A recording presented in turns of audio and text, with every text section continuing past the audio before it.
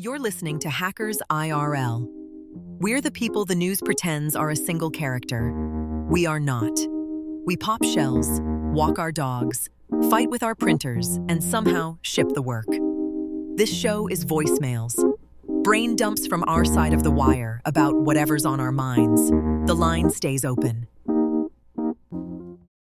Up next, Panda from Ashura, Incorporated. Here's their story. Hey there, it's Panda. This is, I guess, my third day of HackSpaceCon, the second day of the con. It's paid trading days, so it's still very much a small con until tomorrow. Tomorrow is the big day where we go to the Kennedy Space Center and get to spend some time there. One of the things that I really, really, really enjoy about HackSpaceCon, I don't know, a lot of people think I'm extroverted or whatever. I talk to a lot of people, but I get overwhelmed too, just like anybody else. And I love that for those who don't know, HackSpaceCon tomorrow is at the AMS building.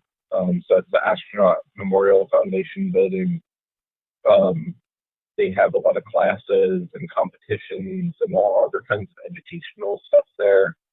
The actual visitor complex is actually a private equity company that owns theme parks and stuff like that kind of controls that. But the building we're in is a NASA building, and I think it's super cool to see all the history. They have all kinds of plaques and stuff, and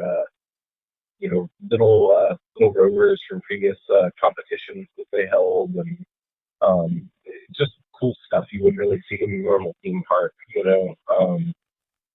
I love the history, and after listening to a talk tomorrow, or really any time at Hackspace, this is unique to this con.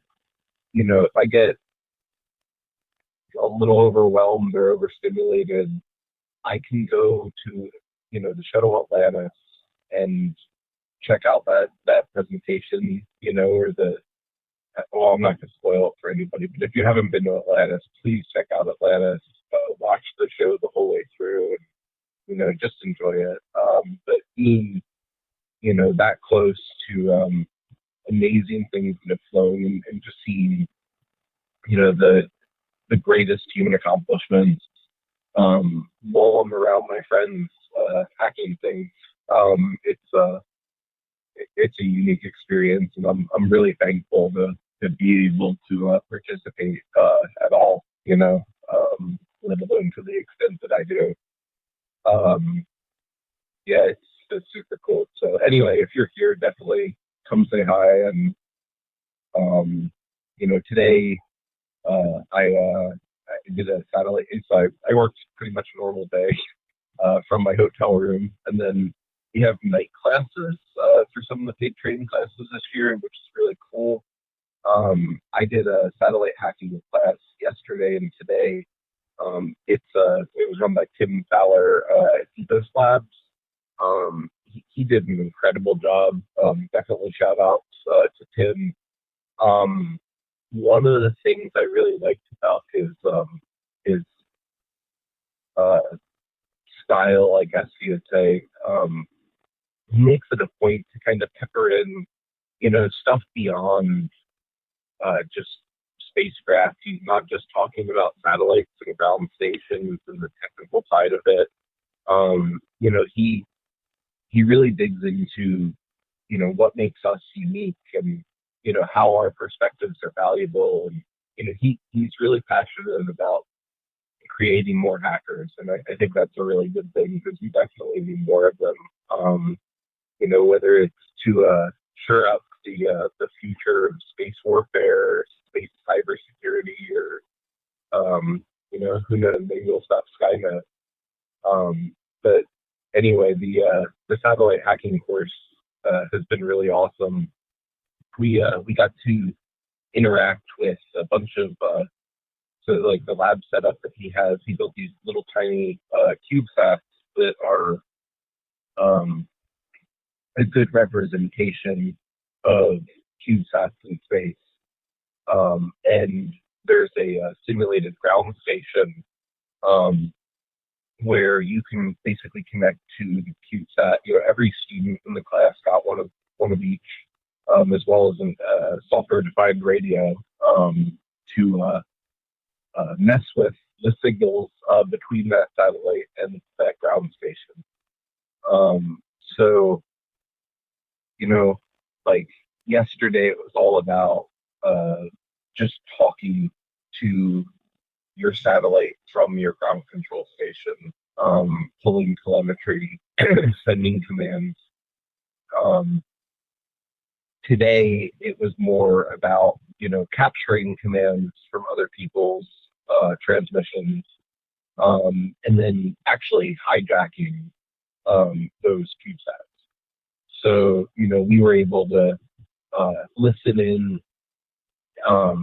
and basically man in the middle telemetry and some other signals to our satellite, and confuse a ground control station as well. That basically I think some of the more important things he taught us are like talking about just how short the window is for a lot of these attempts. It could be 10 minutes that you have visibility to the satellite in the sky. And some of these attacks that we were doing today to take over these satellites literally take 10 minutes. So, I could see, unless you have nation-state levels of wealth and a super distributed ground control station network, just nail-biting moments as people would mess with these satellites overhead. You only get a couple passes a day, so it's pretty interesting stuff.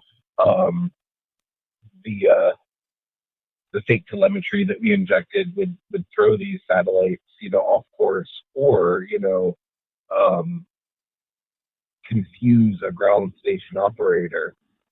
Throw them off, give them signals that cause them to do something to their satellite, which they think is a corrective action, but is actually a destructive and deorbiting, potentially deorbiting action. So, yeah, anyway, I really loved the class. I think we live in a really crazy time, and, that the accessibility that we have to space now, and the amount of different satellites up there, mesh networks, physical attacks, all kinds of different stuff going on. It's a really interesting time, and if you're into space and security, there's no better time than dig deeper. So anyway, I'm gonna go check out the pool and hang out with my dog, go out there and talk to people, and hopefully she gets lots of pets. And this is a very tired Panda signing off for the night, and I hope you all are doing well, and take care. Have a great one. Bye. Thanks for listening to Hackers IRL. Background music is Simplicity by Macroform.